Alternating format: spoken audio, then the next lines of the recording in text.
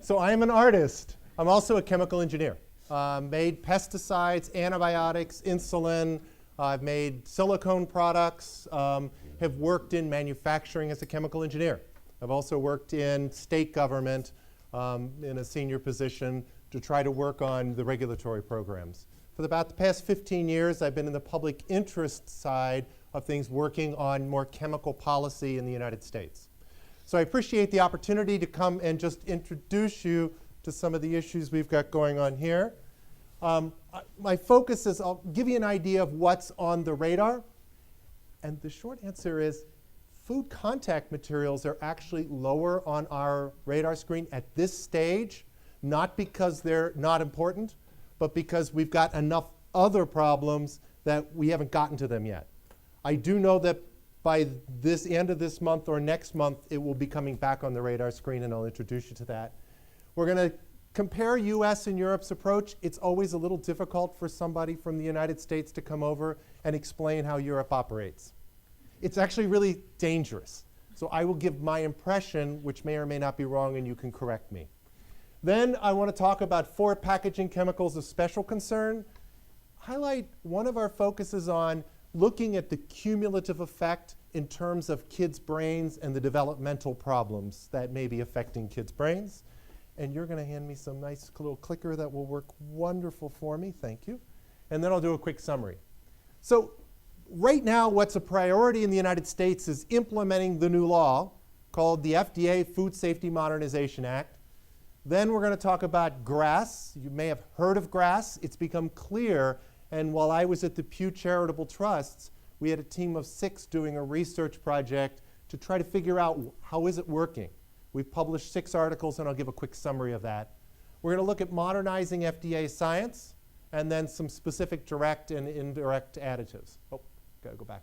So this Food Safety Modernization Act, what it really is about is making sure that the rules are complied with. It is a compliance mechanism where companies have to, in a systematic way, assess what the rules are, where the threats are, how we minimize those. And it gives FDA the authority to enforce the law, because in large part, it was authority before it was limited. It was based on how it was in 1938. There are 4 rules. One is about produce and pathogens in produce. Another one is hazard assessment and risk management preventative controls for human food and animal food. Those are 2 separate rules. And those are important because they also affect food contact substances and additives. But the primary focus is on pathogens. The last one is making sure that foreign suppliers follow the rules for importers. That's actually more China-focused than Europe-focused. So talk about GRAS just for a second. In 1958, Congress said FDA must provide pre-market approval for all food additives. And a food additive includes everything that goes into packaging that might get into food. So packaging chemicals were thought of as additives under the system. But in it, they put in 22 words that created a loophole that's called generally recognized as safe. And it says that industry can make the safety decision and determine it's safe if it is generally recognized as safe. And it was meant for oil and vinegar and common stuff. But it's been used now, so it's expanded we estimate out of the 10,000 chemicals that are in either packaging or in additives that we can identify, about 1,000 of those have not been reviewed by the agency. My guess is about half of those are food contact materials, and half of those are direct additives or processing aids, chemicals used in the processing. What happens is it allows the company to decide that the additive is safe. FDA doesn't necessarily do that unless it wants to step in. We did a review where I was previously at the Natural Resources Defense Council and identified 56 companies, about a handful of those were European, marketing 275 additives is generally recognized as safe, and they expressly made it clear they did not reviewed by FDA. They were not reviewed by FDA for safety. Most of these were botanical extracts, things that go into what we call dietary supplements, that They were going into dietary supplements, and the company was trying to expand the market into conventional foods. You might think of those as the better for you. Some of the things we learned in the studies, the toxicology studies the companies were doing were a little weak. One of them was a mood-enhancing additive. And the company's study, scientific study, was they fed it to 20 people, and they all said their mood was enhanced. That was some of the toxicology that the companies used. Other ones, it was incredibly rigorous. It's all over the place. But the companies are making the safety decisions. And then the other thing is, it's not that grass is less safe per the standard. The safety standard is not less safe. It's who makes the decision is what's different, and how public that decision is. So companies, FDA, since 1997, has voluntarily invited companies to submit notifications. In that, 20% of the notices that are voluntarily submitted, you think they're better than the rest, right, if you're turning them into the government, 20% of those were inadequate, and most of those were withdrawn, and some were rejected. What we found is 22% of those were made by a company employee. A company employee said, I believe this is safe. About 13% of the time, it was a consultant that they hired, and the balance was expert panels that they convened. But what we found is 1 of 10 people served on 75% of those panels. So a small group of, I know several of these scientists, they're very good scientists, dominate the system. So what you end up is groupthink, and in large part, especially for the ones not notified to the agency, these are done in secret. They're not public what happens. We only found them by going to trade journals and expos and checking out the advertisements. What the issue on this is a conflict of interest. A company employee making a safety decision in secret is a conflict of interest, and we've documented that in the Journal of the American Medical Association article. FDA is planning on releasing guidance to say what a conflict of interest is and set some standards. It wouldn't be a rule. The problem here is that this relies on professional judgment. If you had a robust data set for everything, then the room for professional judgment and conflicts of interest are less. But when there's a lot of professional judgment, it's a bigger problem. There's also a lawsuit saying, FDA, you've got to fix this system to the extent they can. But the problem is fundamentally the statute. Here's just a flavor for how it is to be at FDA. There's 110 people responsible for 10,000 chemicals. This is what they did in saying, we've got a problem with your notice. He said, we cannot require anything, as this is a voluntary program, and we don't want to frighten anyone away. Having said that, we would typically tell a notifier that the submission would have to address total dietary exposure. The company said, I only want to address the exposure from my use of the chemical, not all my competitors. And I don't want to consider all those other exposures. And FDA said no. That's a difficult position to be in as a regulator, where you don't want to frighten away the people because then they won't tell you what's going on. So how does it affect the science? Well, if you're worried about frightening people away, are you going to be pushing the envelope on the science? Probably not. And that's what's happening. We see EFSFA pushing the envelope, but we see FDA pulling back. And we'll talk about an article that we published, Maricel Maffini. Anna, you've been her mentor for many years. And she and I and others wrote an article that looked at, it was in the industry's trade journal, or the food industry's journal. And we identified a 1982 report that was prompted actually by President Nixon, who was the last president who was really focused on food safety in the United States. And what they did is they said, here are areas you need to work on. And what we found is most of the areas to FDA to work on had not been implemented 30 years later. Some of those are behavioral impacts. The OECD, EPA are way ahead of FDA. FDA is still dealing with behavioral impacts on a case-by-case basis. Endocrine systems, to be honest, FDA is in large part in denial that they don't know how to deal with it. And Pete covered that a little earlier. Subpopulations, they don't really deal with subpopulations. It's generally 2 and over. They do some look at subpopulations, but it's not nearly what EFSFA does. They have put into rules toxicological insignificance, at which there are no tox studies needed. And personal bias and conflict of interest, these were all raised in 1982 as issues, and there is no reassessment. Most of our food contact materials were approved in the 1960s, so a long time ago.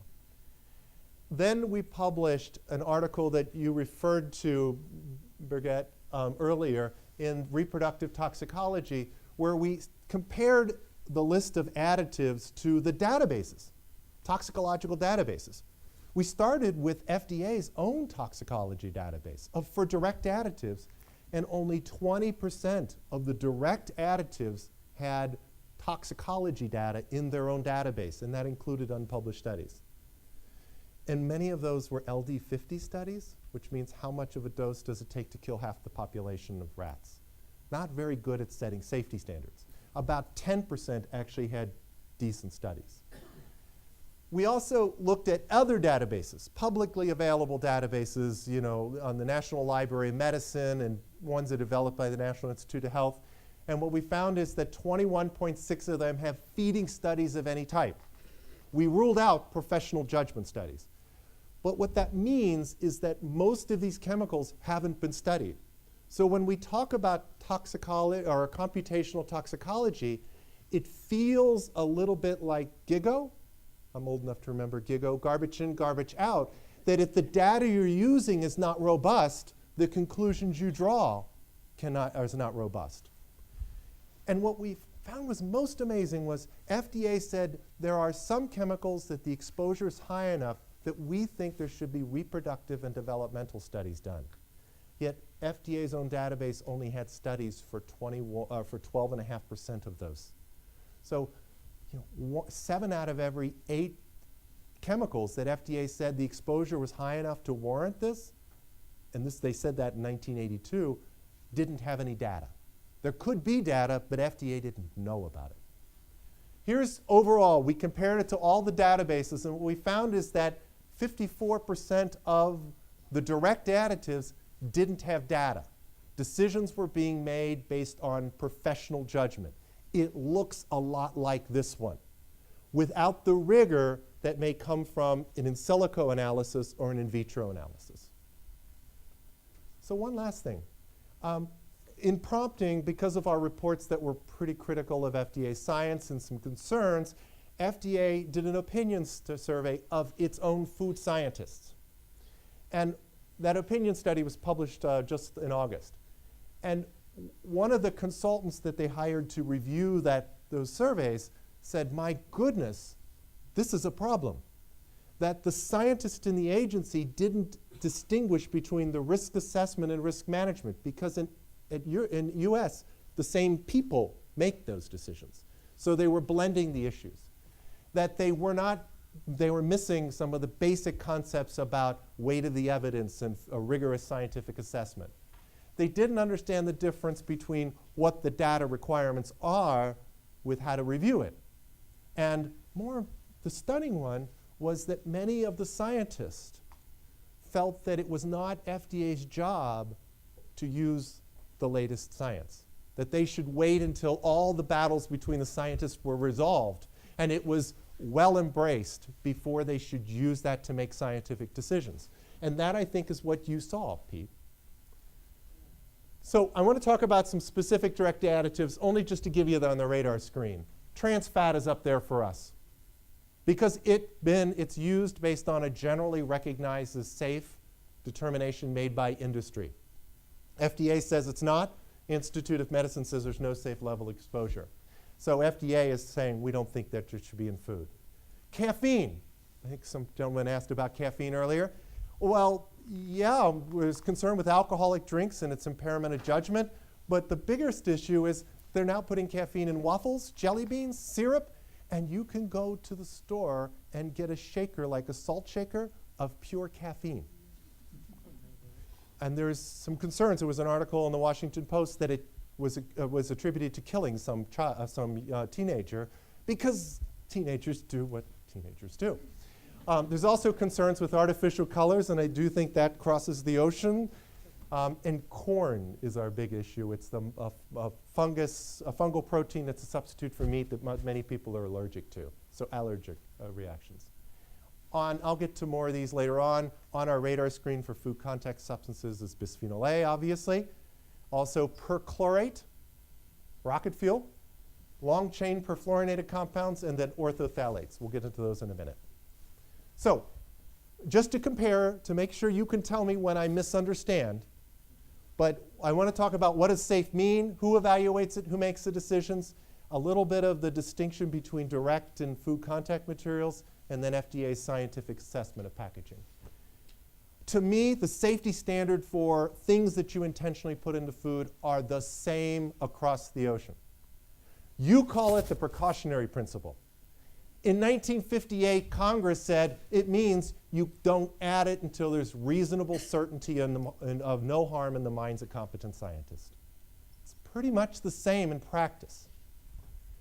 The other one is Congress said you must consider the cumulative effect of all pharmacologically related substances. To me, that means that if you've got chemicals that all affect the hypothalamus, for example, you can't take each one separately. You've got to figure out which one, how to add them together, even though it's hard. In Europe, they've got the precautionary principle. This is from the rules, and it has the probable cumulative toxic effects. It's different way of phrasing it, but I think the effect is largely the same. But reasonable certainty of no harm only applies to food additives, intentionally added. Who evaluates the science? Well, theoretically, FDA. But in the United States, it's almost all the new additives now are not going through FDA review.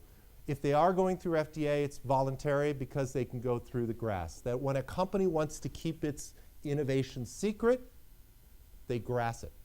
They generally recognize as safe it. They manage to publish a study. I've not been able to find those published studies, and then they can put it on. All of our flavors have gone through that way, 2,700 of them. In Europe, EFSA conducts a safety assessment. And again, in FDA generally makes a decision unless it's generally recognized as safe, and here you have the European Commission.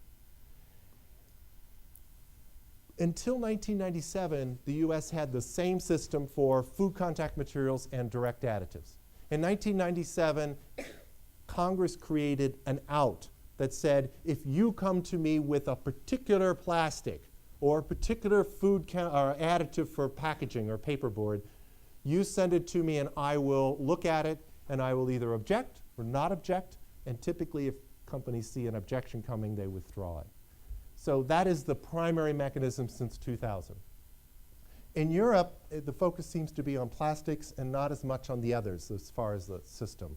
It's the standards, the EFSA work seems to be really heavily focused on plastics. That's my impression.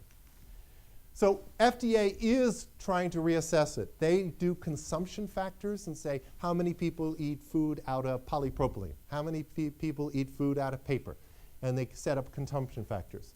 Unfortunately, those factors are only based on final packaging and never consider all the bulk packaging that's used to move the food through. It also has been, FDA has acknowledged that it needs to be updated. The other one is migration testing.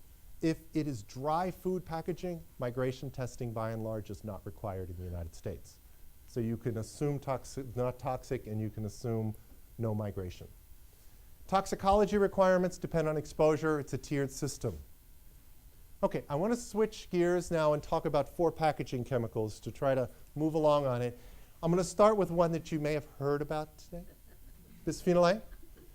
And I don't need to go into more depth on it, but right now in the United States, we pushed on FDA, the public interest community pushed FDA to make a decision, and FDA made a decision that wasn't popular with the public interest community.